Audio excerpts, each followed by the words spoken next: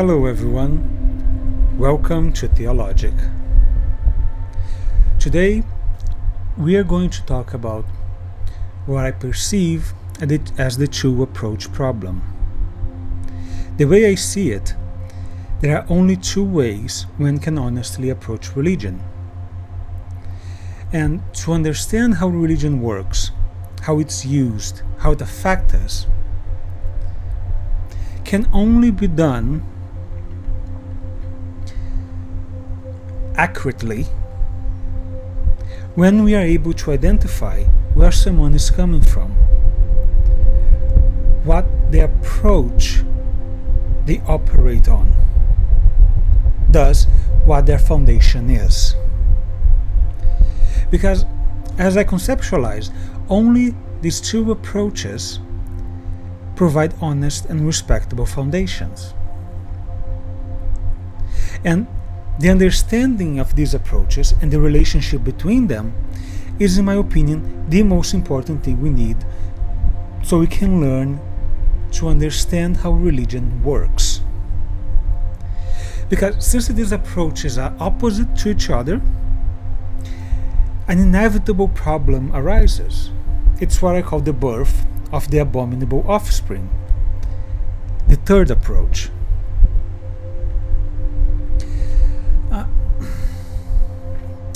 I believe what I'm about to explain works for all religions, and the older a religion is, the easier it will be for us to identify it. But for the purposes of this video, I will be focusing on the religious traditions I'm more familiar with, Judaism and Christianity.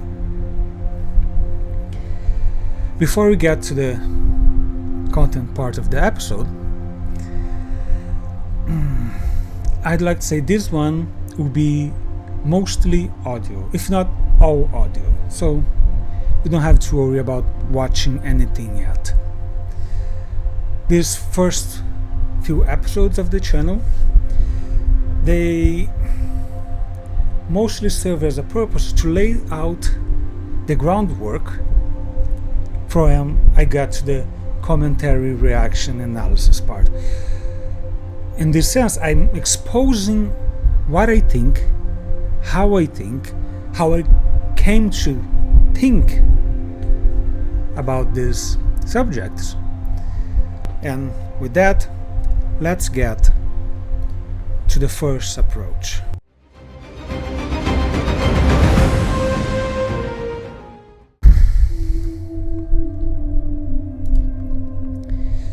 The first approach is what I call the literalist approach. As you are going to learn, my naming sense is not very creative, so the meaning of the approach is already explained in its name.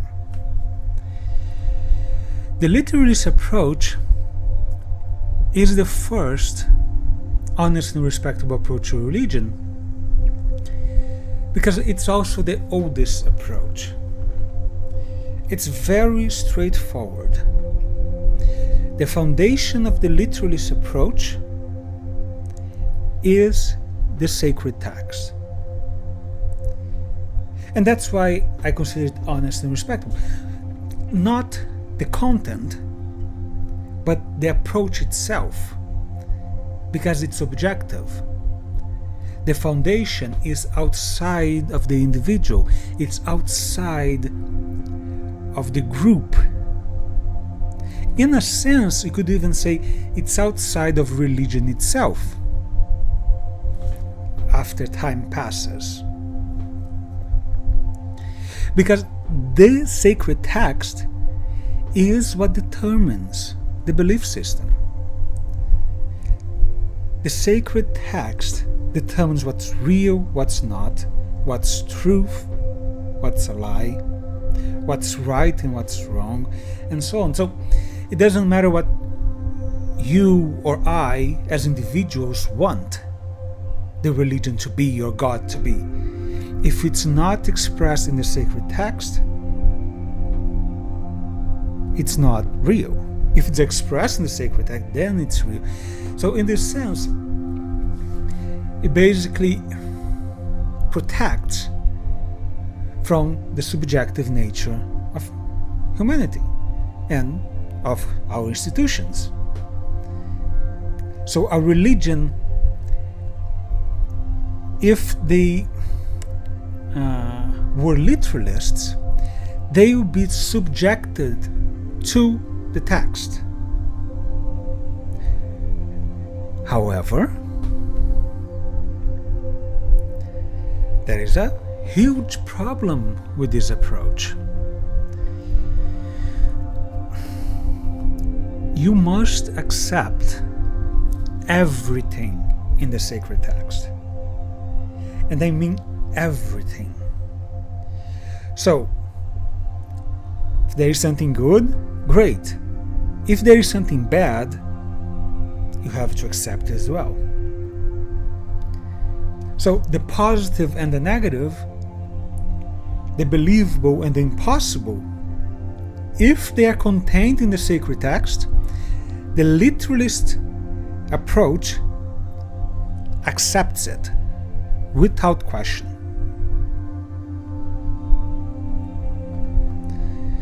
Let me give you an example. In the Bible, if you are a literalist, you must accept things like God ordering or having no problem with genocide. You have to accept that slavery has been institutionalized by God and has never been abolished in the Bible, Old Testament or New. And you must accept some crazy things like the earth being flat.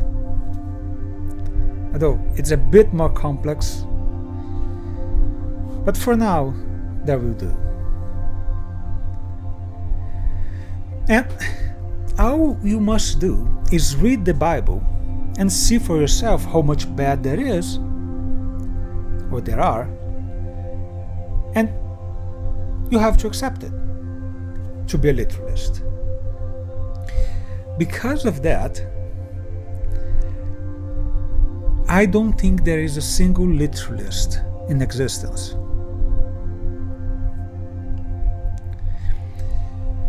People pretend to be literalists, but the moment you give away 0.01% of the sacred text, saying, oh, let's take just that part, just this inconvenience here, it's one text, nobody cares. The moment you take that away, you are no longer a literalist, even if you accept 99.9% of the Bible or whatever sacred text you subscribe to. It doesn't matter. Either you accept everything and you are a literalist, or if you reject something, you are no longer a literalist. Because you've lost the objective foundation of the literalist approach.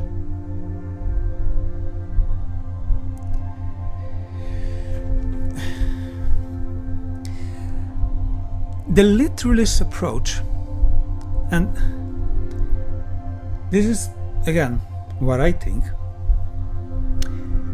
can only truly exist as long as the people who produce the text, so the authors of the text, are around to enforce the literal position they made up. The moment they die, or even they might be alive but lose power, or they might decide themselves, let's say a decade passed since the text was written, they are still in power, but they go, things change, what we said back then doesn't really work, but the people still have that in mind, let's change it. All this makes the literal position very fragile. And the moment you get past this original intent from the text, the literalist position is dead. And that's why, once again, I say there are no literalists around.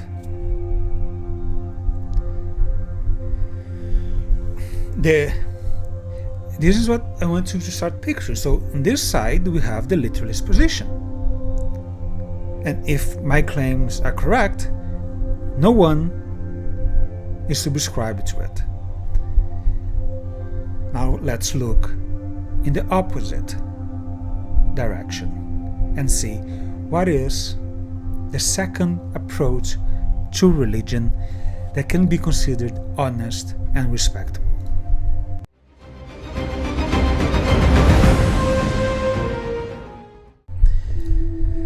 The second approach to religion is what I call the scientific approach. Again, the naming sense here tells you all. Very much like the literalist approach, the foundation of the scientific approach lies outside of the individuals, thus being an objective approach. The foundation is scientific methodology. So it's the application of scientific methodology to the sacred text, which becomes now a source of study. See, for the literalist approach, the sacred text is reality, is truth. For the scientific approach, is a source of study. That the scientific approach, through the application of scientific methodology, will seek to answer the hypothesis it can raise. It will seek its original meaning. It will seek its context. Who was its author? To whom was written?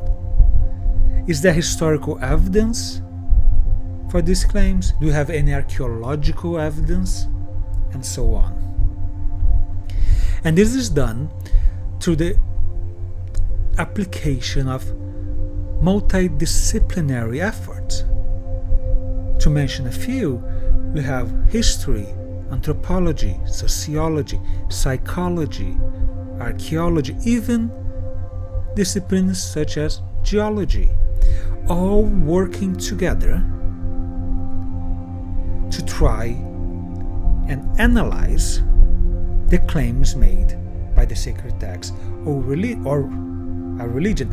I have to separate a bit because not all religions, including within Christianity, have in the sacred text the source of its doctrines. So,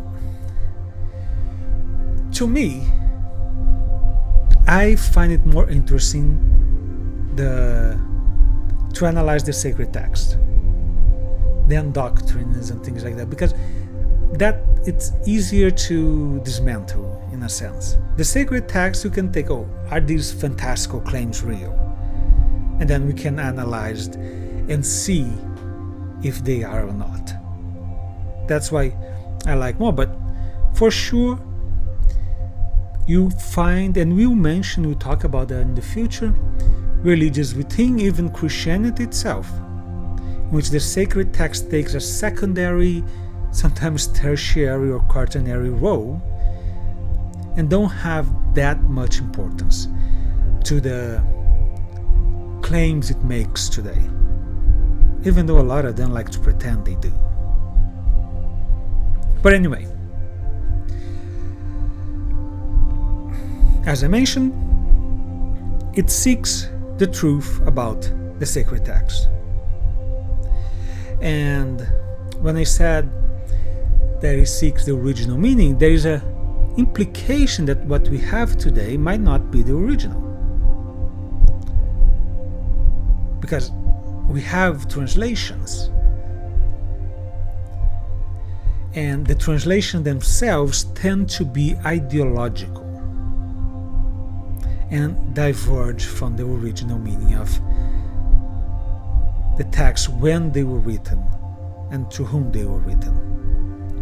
Which is, by the way, one of the reasons that I believe there are no literalists, because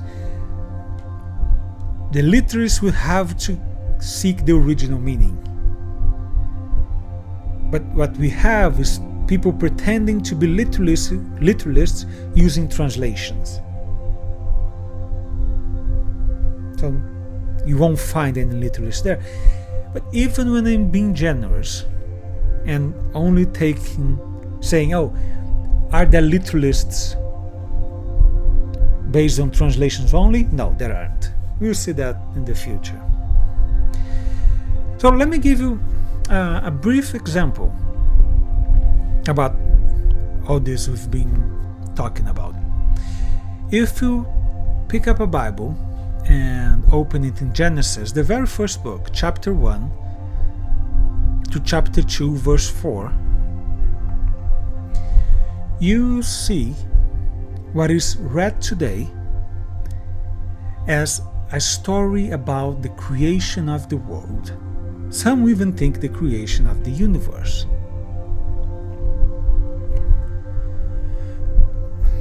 This, of course, has been analyzed by people using the scientific approach. And apparently, it has nothing to do with that.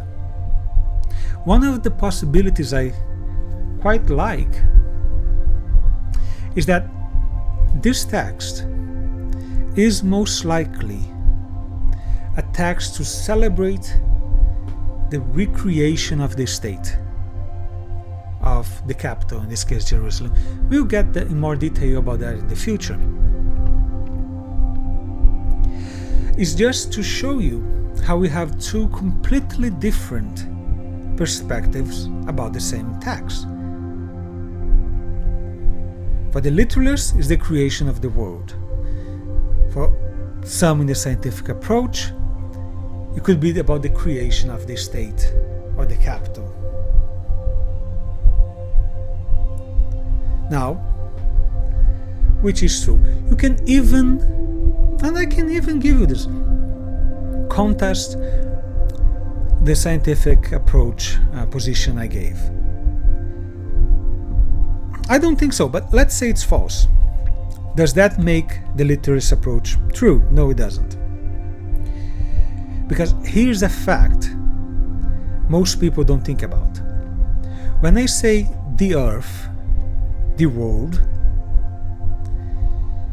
you understand something that people 3,000 years ago, 2,000 years ago, had no idea what we are talking about. No idea. The earth for them is not the same as the earth for us today. It's a completely different view of our planet, our solar system, our universe. They didn't even have the concept of universe, by the way. Solar system, very debatable.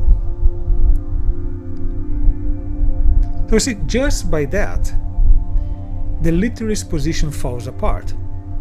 You don't have to agree with me about the position I presented. Fair enough.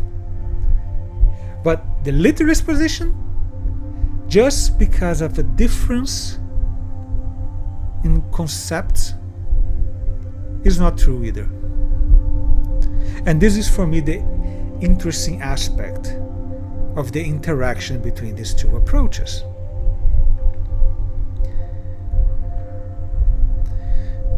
So before we move on, there is also the question, is there a con? Is there a problem with this approach?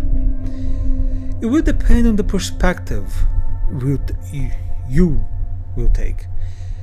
Because what can be considered a problem is that if taken seriously and to its final conclusions, the scientific approach will deconstruct and it will destroy all religions and all the gods we know. So it is an approach that it will inevitably lead to atheism. There is no way around it. Which is, by the way, far from the intention when they started applying it And who are they? They were, or I should say, who were they, right? They were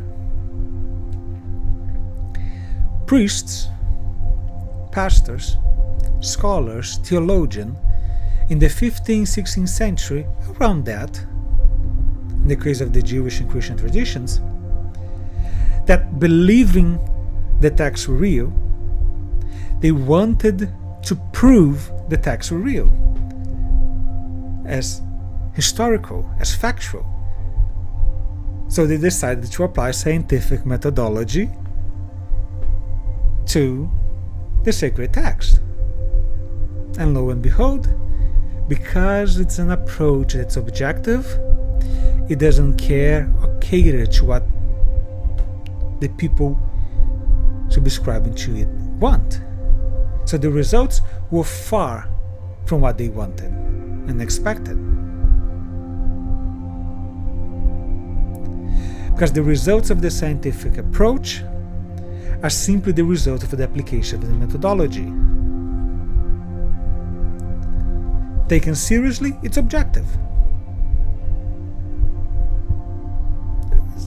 That's it.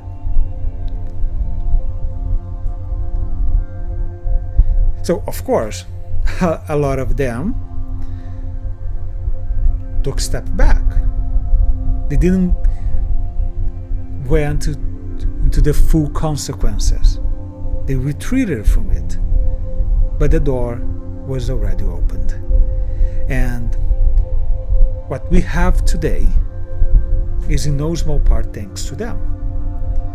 And these 500-600 years, we have been building a lot of knowledge that, unfortunately, as I mentioned, I believe in the previous video, is kept. Now, we could argue intentional and unintentional. I would say it's always intentional for most of the believers. If you go to the halls of academia, you get in contact with those knowledge, with those who know about the knowledge. But in the real world, right, in the common world of the common people, you never hear those things, because that's by design.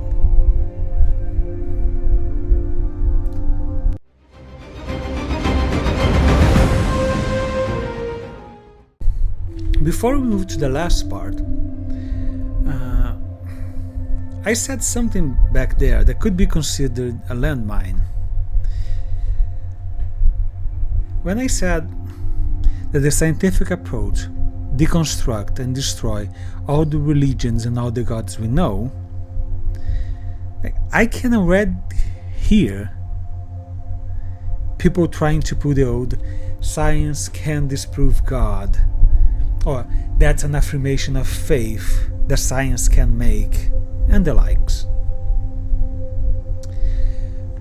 Well, let me tell you, not only it can disprove God, and it's fun, right?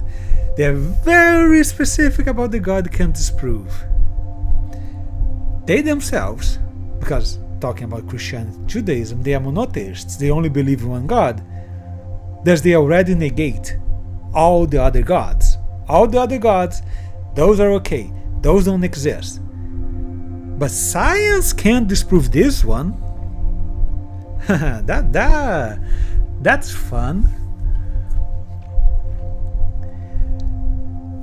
So let's put that little inconsistency aside. Not only it can disprove and destroy every single god we know, and destroy all religions, because it deconstructs to their human elements all religions and all the gods in existence. And how is that done? Of course, that's the next question, right? And it's a very complex subject. We have to do in many videos. addition of many layers,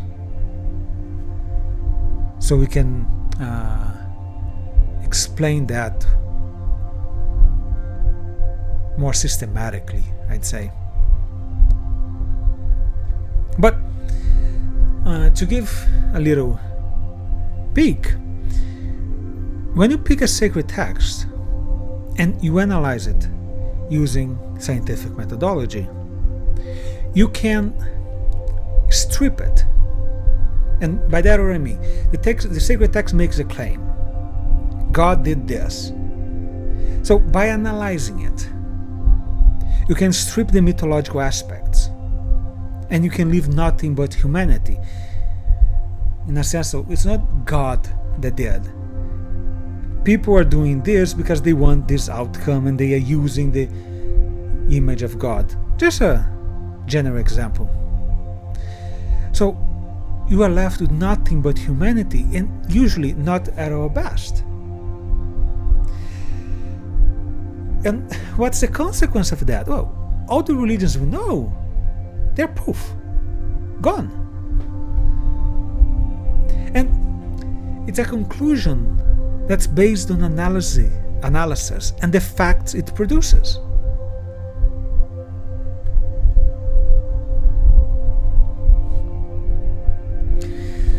I could consider something like no God exists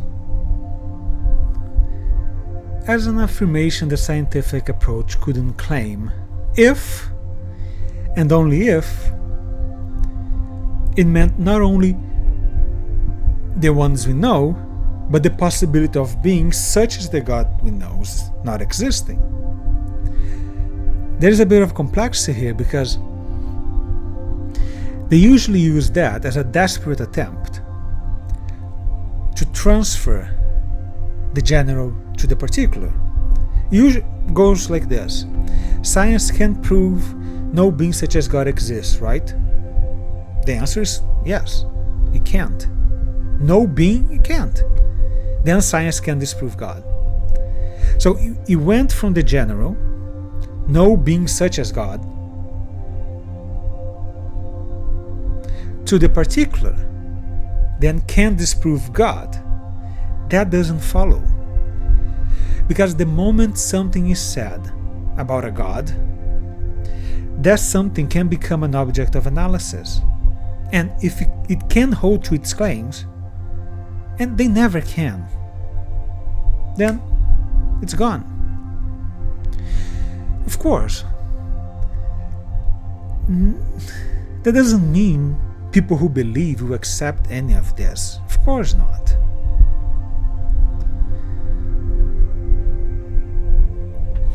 And I'm not trying to convince you. You can believe whatever you want. I'm just presenting what I see, how I think. And in fact, that's probably why it's a bit confusing, because there are many thoughts coming at once. So feel free to argue against it.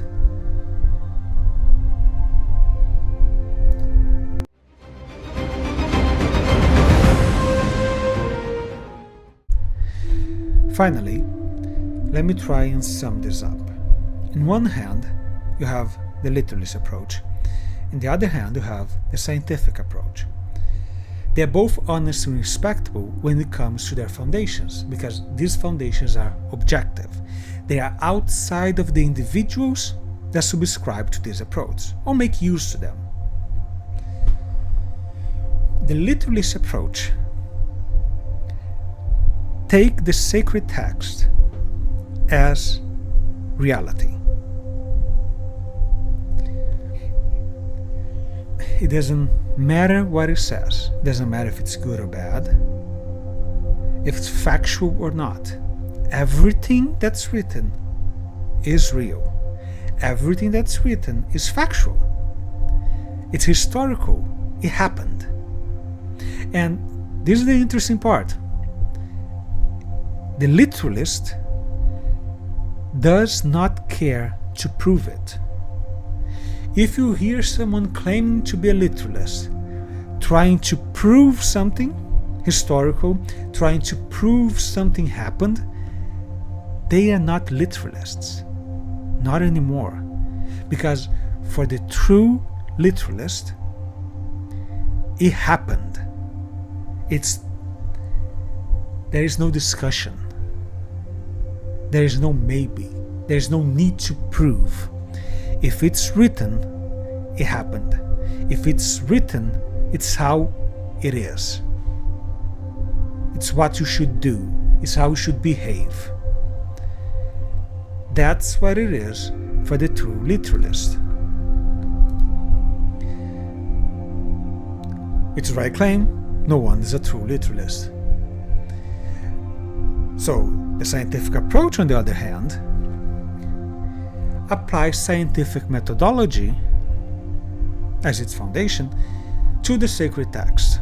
We are focusing on the sacred text today, but of course, religion claims will also be involved.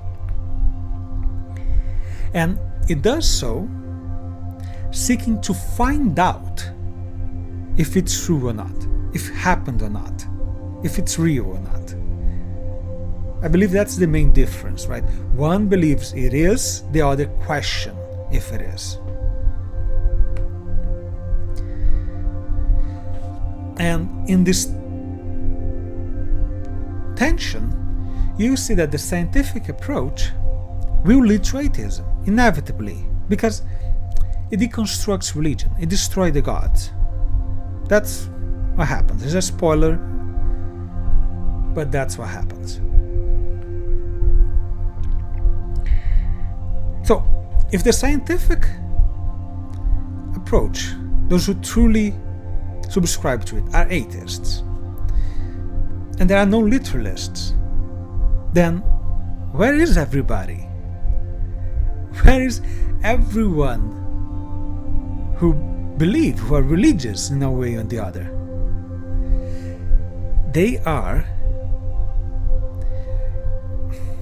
subscribers, aware or unaware, of what I call the abominable approach.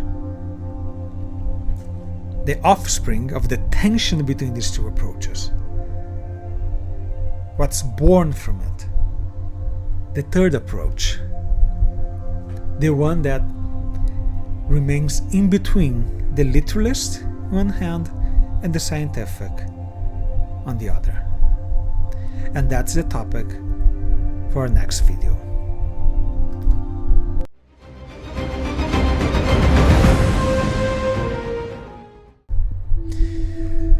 That's it, everyone. Thank you for watching. This is one of the more conceptually heavy episodes in which I talk about how I think, at least how I think at this time. One of the things I like about the scientific approach is that it's very messy, right? It's very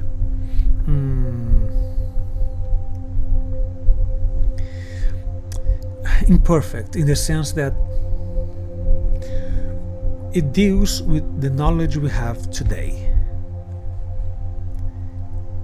So the more we find out, the more we explore, the more we learn, and the ideas and concepts we have, they're open to change. They are open to be transformed. So the true approach to religion is what I've been conceptualizing these past few years on how I see people approaching religion. Of course, these are, as I just said in the conclusion, these first two are very limited because they are the constructions needed to understand the abominable approach that we talk about in the next video. That's where I think things truly take shape, because that's the true face of religion. And I hope you watch that as well. So I have to laugh because, man, comparing to everything else that's out there, this is very simple, right? It's like it's just me talking, it's just audio. So I kind of like, oh man, I'm going to dare to ask them to subscribe and like.